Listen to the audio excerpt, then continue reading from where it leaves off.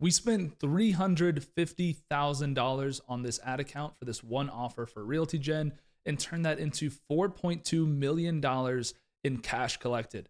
You can see in 2024, $1.4 million, 2025 to date, $2.821 million.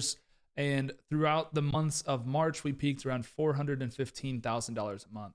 You can see January 2024, we took it from $24,500 a month to over $400,000 a month. And how the heck did we do that?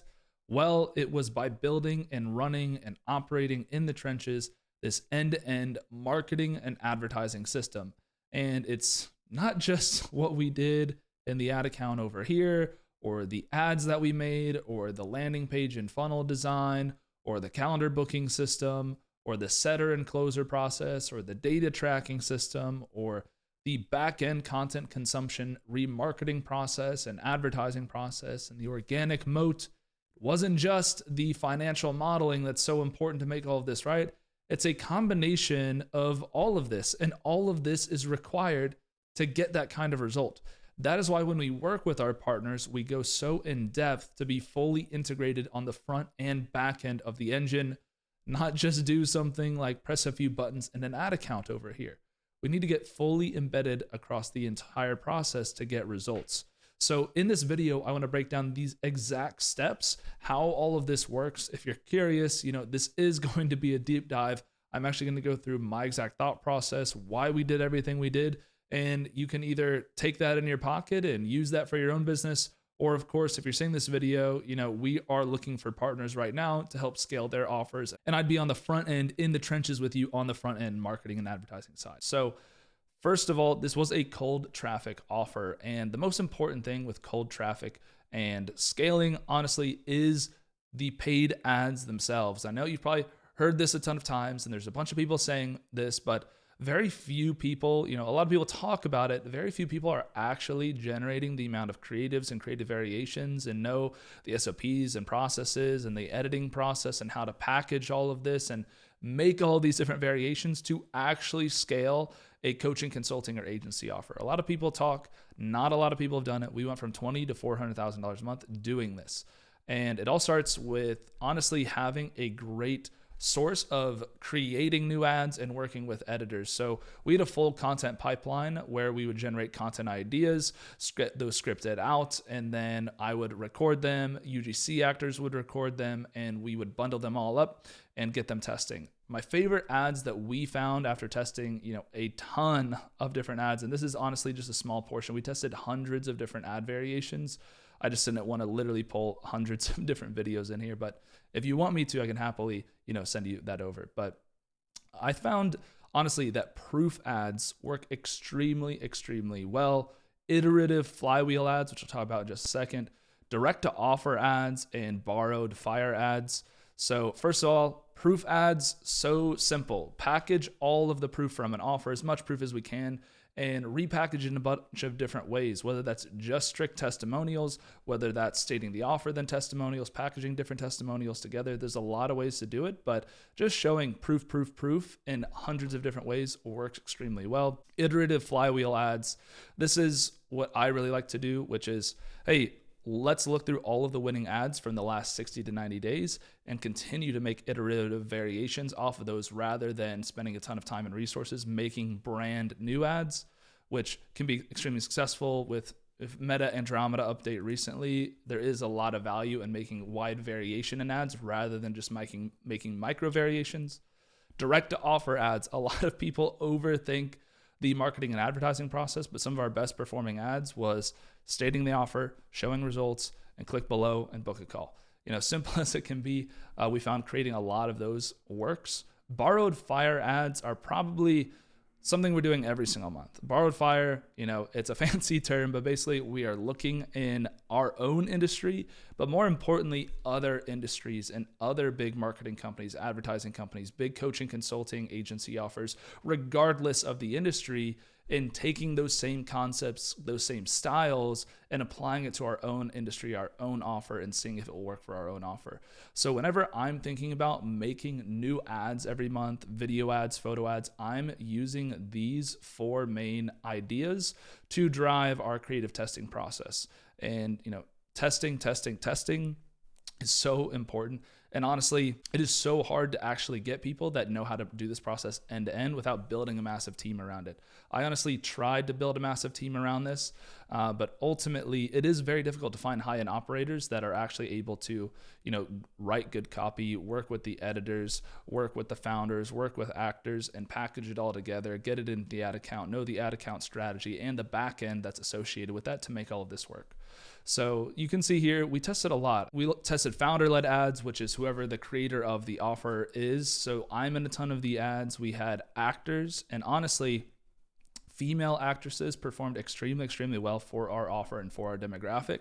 And whenever we're looking to do cold paid traffic of people that don't know, like, or trust you, there's a ton of value in doing the founder-led ads, especially if we have a good remarketing and a good organic presence.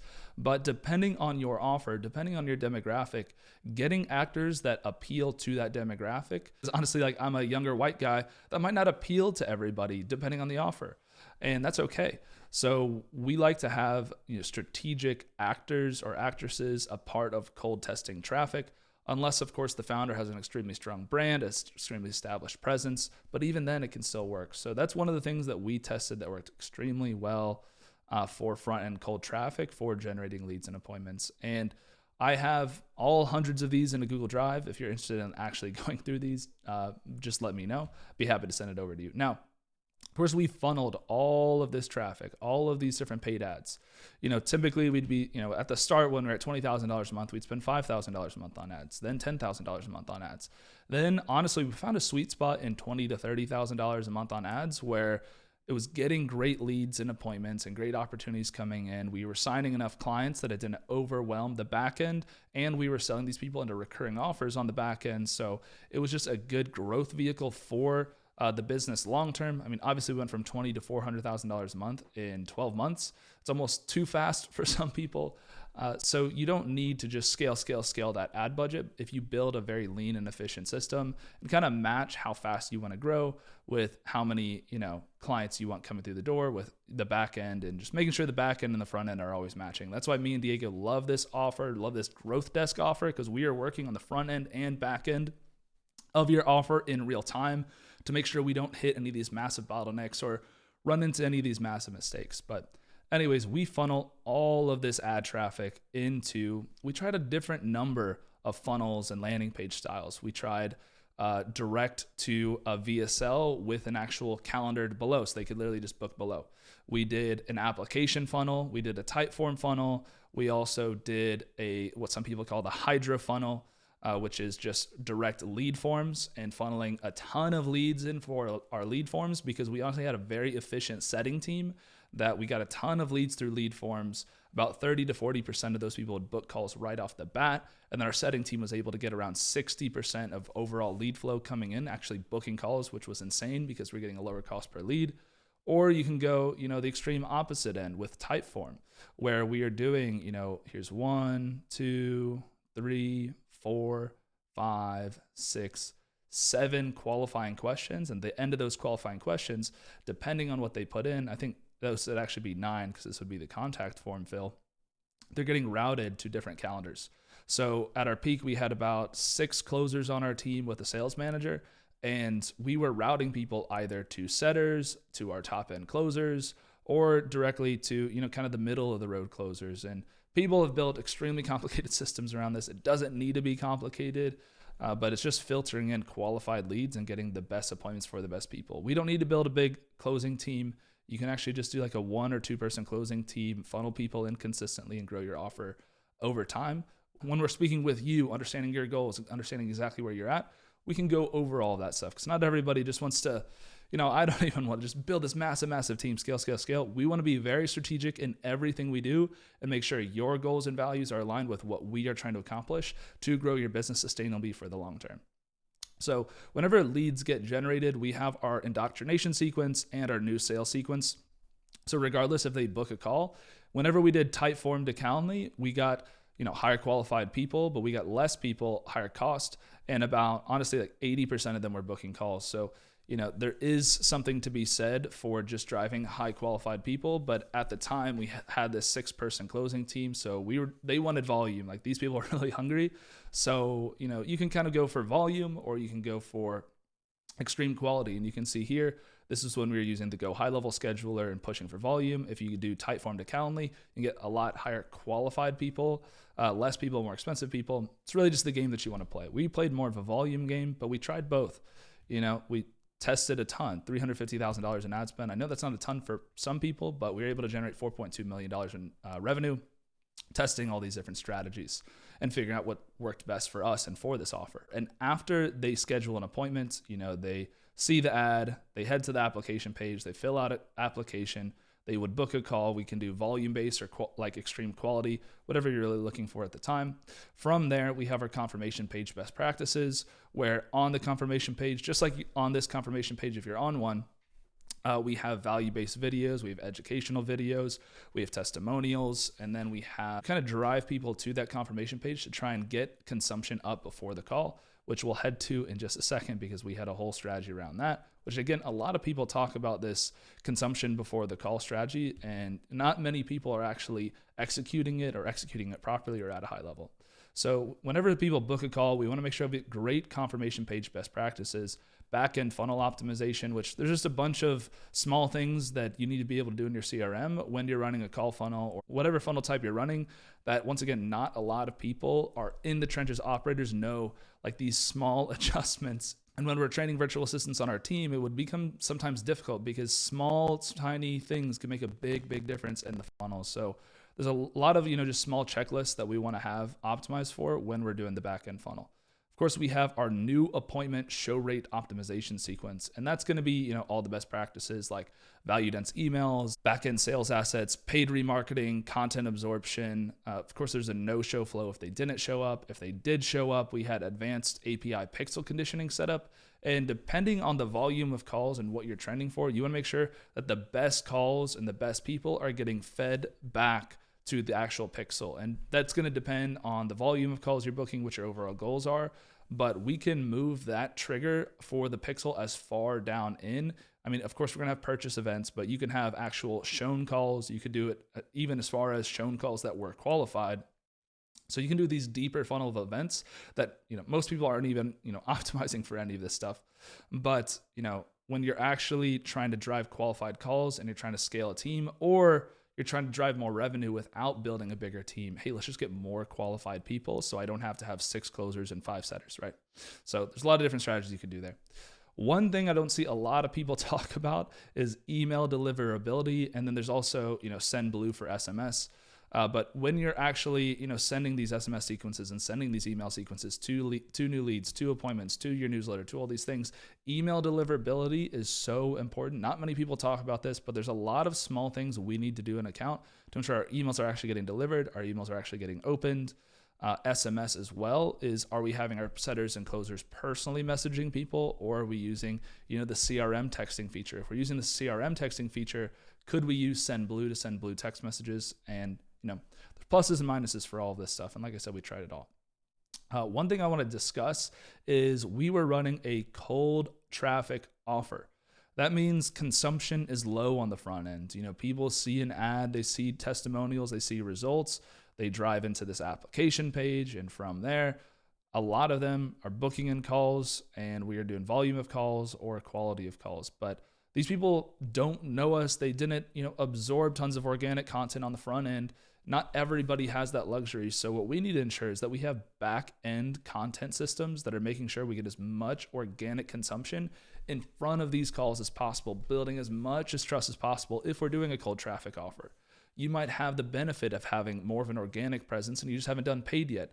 But keep in mind, depending on how far you want to go, your organic presence is going to get saturated at a certain point. And at that point, your organic presence serves as an asset or a vehicle to educate colder prospects, get them caught up quickly. So having an organic brand, organic presence is huge. If you don't, we can kind of emulate this organic marketing process. And, shout out to Jeremy Haynes. If you've watched any of his stuff, he was one of the original, originators of this idea, but actually forcing consumption of the organic process through paid, through value dense emails. So Let's go through the whole process of what we did.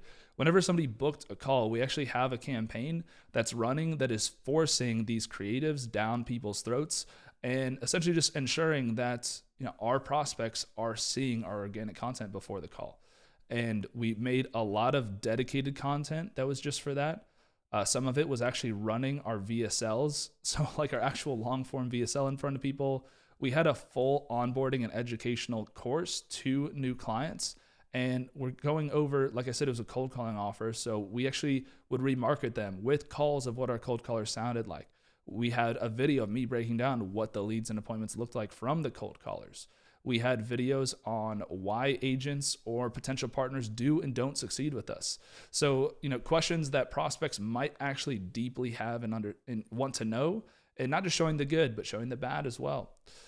So really, honestly, just going through, testimonials to build trust, but showing the organic content and just showing that you're an expert and going through all of this stuff makes a massive difference when you're trying to grow an offer profitably and ensure people, number one, show up to the call. Number two, they know what the heck you're selling and they know more about who you are, and just overall being a little more warmed up and qualified when they're ready to speak with you. So it's a lot of benefits to running this type of strategy.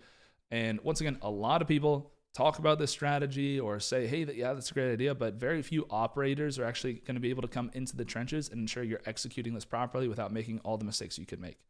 Another one, when we're talking about value dense emails and email sequences, getting over to prospects, which we talked about here, what are we actually creating in these email sequences? Well, we just made a big content moat on everything we'd want our prospect to know before our call. Okay, let's turn all of these different videos, all these different testimonials, all this educational content into emails. And one mistake, we made initially, and a lot of people make, is in these value dense emails, we just drove people, we just teased a solution and then drove people to, watch this video. But what you actually want to do is write out that email, because we noticed a lot of people were actually opening the email and consuming it, but not many people were clicking. Some of these educational videos had like a 15% link click-through rate on an email, which is absolutely insane. Like 15% of people that opened it were watching the video. However, what's most important is just getting consumption. And so actually transcribing all these videos, breaking down the core concepts, writing out extremely educational, informative emails in there is very, very useful. And at the end of the day, we are driving a large volume of creatives. We're testing all this. We're testing our landing pages. Then we are driving organic consumption on the back end. Of course, what is the goal of all this? It's to establish organic consumption prior to the call and speaking with our team. What this helps is bring in more clients, increase our show rate and close rates, making our acquisition more profitable over time with a compounding effect. Because the average sales cycle could take a little bit longer. So not only are we going to be more profitable in those first 30 days, those first 60 days, but we're actually going to start having more people come back to us over time that might not have closed. And there's a couple strategies we run there. But for example, having a YouTube channel and YouTube subscribers and posting value-driven content and lead magnets, people that might have came in through our cold traffic, now that they're in our ecosystem and we're running this, and then they see our YouTube content, they become a YouTube subscriber, now they're on our email list. So guess what? They're getting our value-driven newsletters every single week. They're getting offers and promotions. Again, if they see our organic content, now they become an Instagram, Facebook follower, and then they're getting value-driven, unique content that also is driving them over to long form. And when you have an ecosystem like this, we're just trying to make our cold traffic spend dollar for dollar as efficient as possible. Every single person that comes in through here, we want to close as many of them as well as we can over time. We want to be able to just make that engine as efficient as possible. It all starts with making as good as video ads as you can, as good of a landing page as you can, qualifying questions, the proper backend email and SMS sequences, building the proper remarketing campaigns, building the proper organic ecosystem.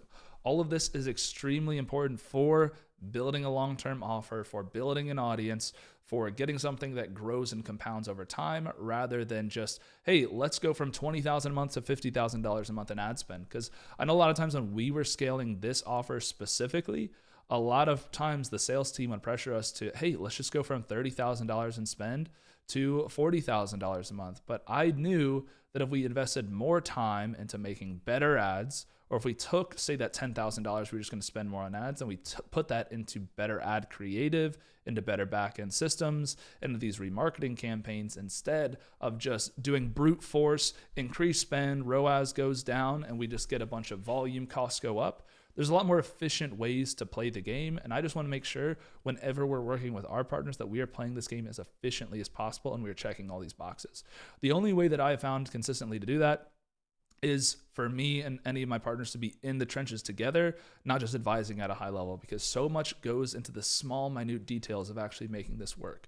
And even just having one or a number of mistakes can ruin this entire engine and just break everything, and it doesn't work anymore. And it's extremely hard to find people that actually know how the heck to run this, to be honest. So what do we do for our closing and setting team for when all of this stuff eventually filters in? So they come and then it's actually time for the call. Well, on the setting side, I just want to talk briefly about that. With the setting team, our biggest KPIs was speed to lead, their active time, the amount of dials, and their talk time. Those were all their front end metrics. I called them effort metrics. I'm not even going to analyze your back end performance or talk to you about lead quality or this or that. If, hey, you're only on the dialer for 90 minutes today, I'm not going to, the only thing I should be talking to you about is spending more time on the dialer. That was a big frustration point. We were able to push that through once we said effort metrics first, and then we can talk about lead quality. We can talk about the conversations you're having. We can break down calls, but I'm not going to break down any calls with you if I see you're only working for 90 minutes a day. Like, what the heck am I even paying you for?